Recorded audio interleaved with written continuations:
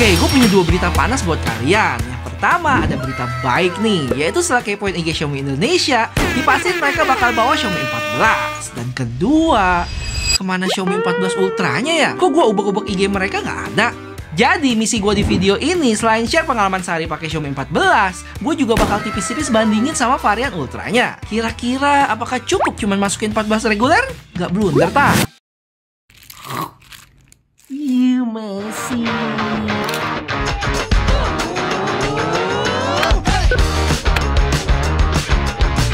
Oke guys, kita baru aja antar bocil sekolah dan update dulu. Sekarang baterai ada di 92%, jam 9:11 ya. Tadi kita mulai jam 8.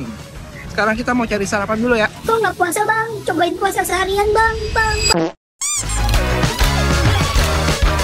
Sebenarnya sebagian besar informasi tentang Xiaomi 14 ini gue udah sampein di video 4 bulan lalu ya. Cus kesana kalau belum nonton. Paling yang baru dari Xiaomi 14 gue ini adalah warnanya yang warna hijau tuh. Dan jujur warnanya sebenarnya bagus, tapi magnet sidik jari banget. Karena emang tipe yang glossy gitu. Habis itu punya frame flat dari aluminium. Dan sekali lagi gue harus bilang layarnya sih keren banget ya, dengan bezel tipisnya itu, dan bisa dibilang simetris juga.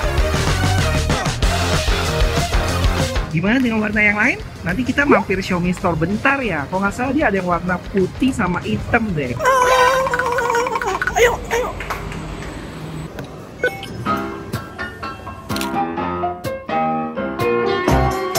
Yang puasa jangan nonton ya. Beberapa detik ke depan bakal ada footage kita makan.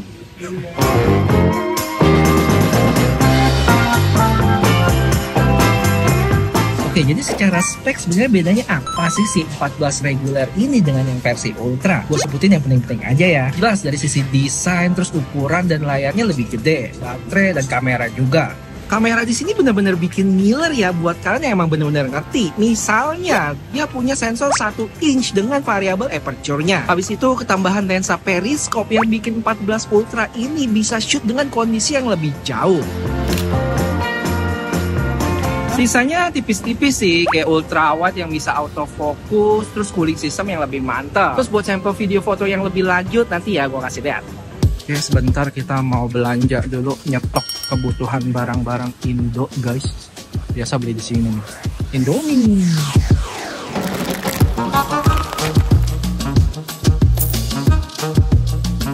Duh, serius dah, kangen banget gue bisa leluasa pegang HP satu tangan gini. Ngetik tipis-tipis masih bisa, dan gak ada rasa was-was takut jatuh kayak pakai HP ukuran gede zaman now.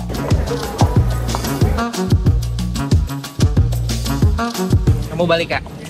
Balik. Oke, aku mau beli celana dulu. Oh iya, update dulu. Sekarang jam 11-an dan baterai ada di 79%. Biar nggak bosan sambil dengar musik dulu dong.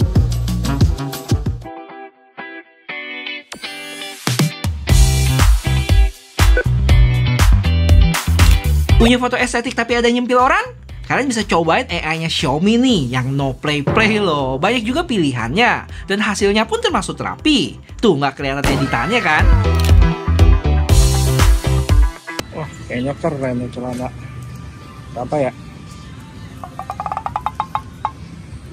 Waduh, lagi bokeh gua guys. Nggak jadi deh, beli yang murah-murah aja. 1 juta celana doang. Tapi biar nggak sia-sia kita kesini, gue mau tunjukin kalian. Mending Xiaomi bang. Dan ini dia warna hitamnya yang menurut gue paling bagus deh. Karena matte finish gitu dan susah nempel sidik jari. Tapi putihnya mana ya? Saya coba tanya dulu ya guys. Hi, for the Xiaomi 14, do you have the display for the white one? Ya, nggak ada guys. Tapi kalian bisa intip video Xiaomi 14 Pro gua deh. Warna putihnya sama kok, dan dia glossy juga ya. Tapi karena warna terang, jadi sidik jarinya lebih tersamarkan dari yang hijau. Oke guys, segitu aja informasi tentang Xiaomi 14-nya.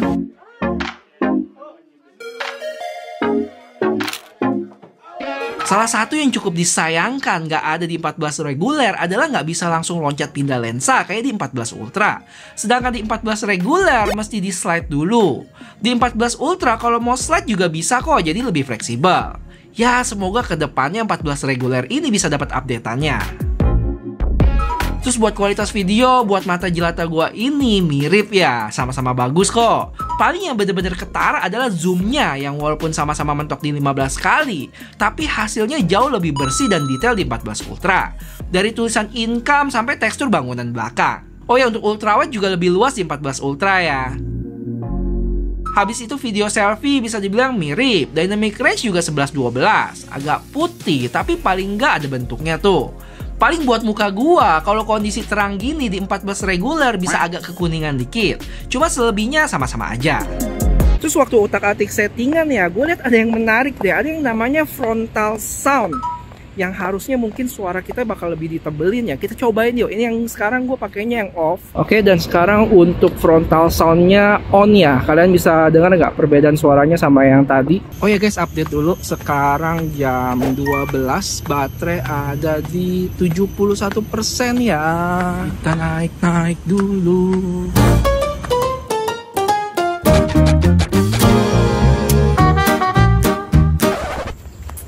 YouTuber live. Lanjut ke foto yang sama kayak video, ultrawide-nya lebih luas di 14 Ultra. Sisanya mirip-mirip aja. Paling beda ada di warna atau saturasinya. Yang mana kedua HP ini gua set Leica Vibrant. Cuman satu yang pasti berasa, yaitu zoom di 14 Ultra jauh lebih baik.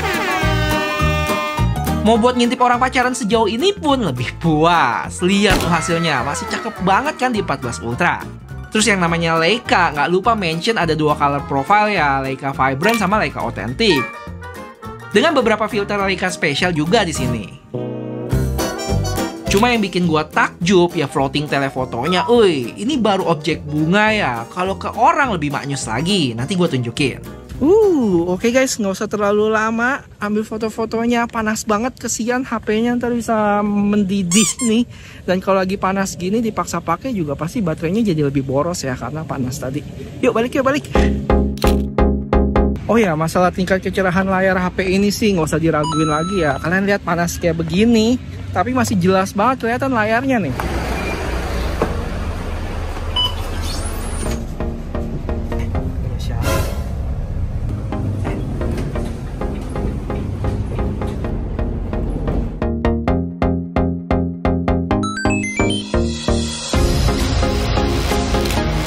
Di perjalanan gue nonton YouTube pakai earphone sekitar 20 menit dan baterai berkurang 2% aja.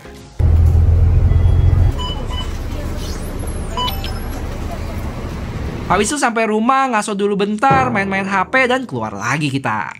Oke guys.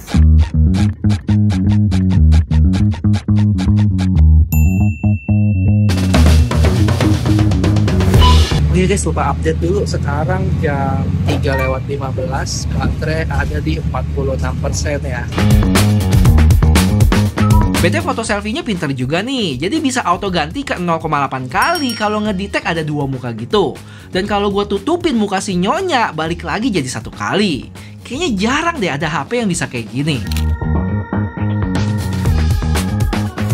Gawat, hujan, gimana mau ke pantai kita? Si bocil masih tidur kan?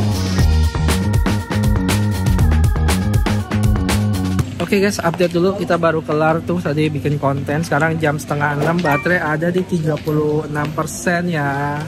Next kita mau ke Sentosa. Untungnya hujan udah kelar ya. Oh iya, buat teman-teman yang tanya di mana varian Pro-nya, sayangnya untuk globalnya nggak ada ya. Ini cuma ada di China version doang. Di launching. Sorry guys, tadi ada orang. Cuman di launching global kemarin yang ada juga tuh cuman Xiaomi 14 sama 14 Ultra ya, yang Pro nggak ada. Kira-kira kenapa ya? Apa jangan-jangan yang Pro itu udah banyak saingannya? Cuma kalau dipikir-pikir, mending kayak gitu juga nggak sih? Karena perbedaan secara spek itu antara yang 14 dengan 14 Pro itu nggak terlalu banyak. Misalnya itu yang pertama ukuran dan desainnya yang lebih gede, baterainya juga lebih gede. Terus untuk kamera, dia ada lensa utamanya variable aperture ya. Terus untuk lensa ultra wide-nya dia ada autofocus. Udah sih gitu doang. Gimana? Setuju nggak? Kalau menurut kalian itu adalah keputusannya yang tepat nggak masukin 14 Pro ke global? Coba keluarin teori konspirasi kalian deh.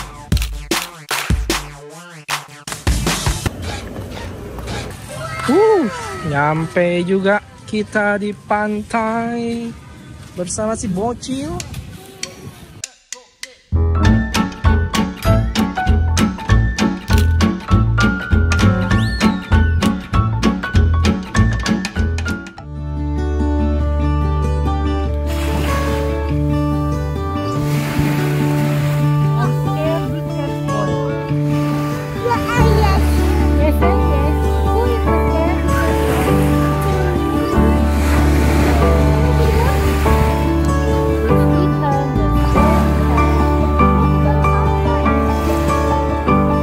Oke guys, update dulu. Sekarang jam 7.21, baterai ada di 18% ya.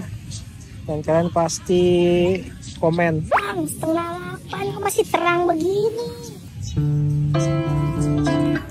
Oke guys, akhirnya kita kelar bermain-main pantai. Dan update dulu, sekarang jam 7.49, baterai ada di 16% ya. Dan sekarang kalian lagi lihat di ultrawide-nya HP ini. Emang lebih gelap karena emang minim cahaya. Sedangkan wide-nya jelas lebih baik ya. Noise dan jitternya lebih minim. Cuma buat selfie cukup berasa jitternya nih. Tapi secara gambar lebih terang dia. Ini dengan catatan auto frame rate-nya on ya. Jadi dia turun FPS-nya ke 24. Nih guys, gua kasih lihat ya. Expectation. No, realitinya no. Wow.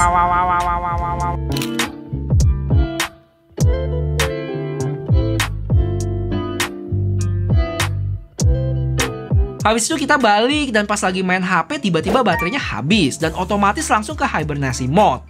Masih bisa buka app lain sih kayak misalnya WhatsApp atau tambah beberapa app lain juga di sini. Sampai rumah jam setengah 10-an dan pas cek SOT-nya dapat di 4 jam 37 menit. Yang sebenarnya nggak awet-awet banget. Tapi karena gue pakai kamera cukup sering, sejaman sendiri tuh, overall udah bisa dibilang oke sih. Kalau misalnya buat pemakaian normal, nggak terlalu banyak pakai kamera ataupun gaming, gue yakin bisa tembus 5-6 jaman. Cuma karena emang kamera HP ini bikin nagih, jadi gue bablas deh. BTW guys, kalau kalian suka sama konsep gue review sehari bersama kayak gini, jangan bosan-bosan bantuin gue buat like video ini ya, bakal berarti banget. Thank you. Oke, jadi setelah seharian pakai Xiaomi 14 dan bandingin tipis-tipis kameranya sama versi Ultra, emang cukup disayangkan si 14 Ultranya nggak masuk Indonesia karena punya kemampuan zoom yang jauh kalau dibandingin versi regular. Ketambahan lensa periskop ini nggak cuma buat shoot pemandangan yang jauh ya, tapi buat portretnya juga maknyus banget di 5 kali. Background lebih terkompres dan objeknya lebih stand out aja. Belum lagi kalau buat ultrawide udah bisa autofocus di sini. Terus buat kalian yang suhu nih di dunia kamera, variabel aperture-nya pasti bakal kepake banget.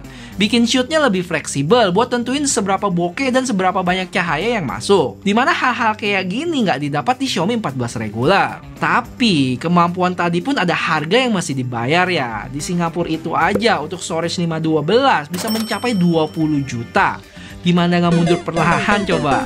Dan kalau kita mikir dari sisi Xiaomi Indonesia, yang mana mereka juga mau dapat untung dong.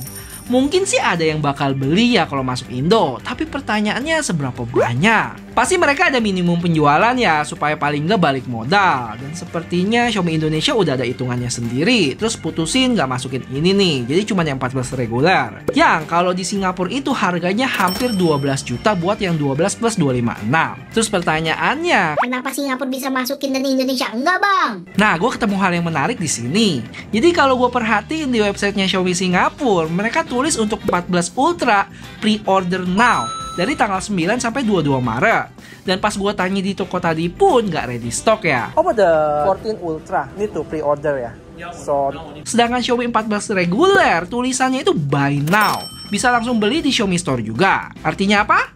Menurut asumsi sotoy nan cupu gua ini, mereka juga lihat dulu seberapa banyak pesanan si Ultra, baru dari situ diimpor langsung dari Cina. Nah, terus kenapa Indonesia nggak ikutin cara itu, Bang? Jangan lupa ya, ada yang namanya TKDN. Kita nggak bisa langsung main impor gitu aja. Mesti ada minimal berapa persen komponen yang dibikin atau dirakit di Indonesia. Jadi cukup kompleks tuh. Terus bukan artinya TKDN jelek ya. Di sisi lain bagus juga buat Indonesia. Salah satunya menciptakan lapangan pekerjaan. Ya plus minus lah. Dan jujur gue malah appreciate sih langkah Xiaomi Indonesia yang berani masukin Xiaomi 14. Walaupun kita juga nggak tahu penjualannya gimana. Habis netizen nih ya, kebiasaan kenceng banget suruh Masukin bang, masukin. tapi beli atau enggak kita juga nggak tahu.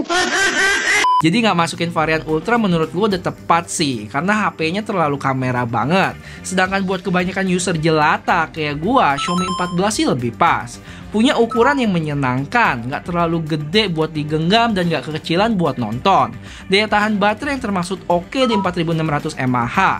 Performance buas dengan gaming berat yang mulus. Ya walaupun ada panasnya, tapi menurut gue masih wajar apalagi dengan bodi yang sekompak ini.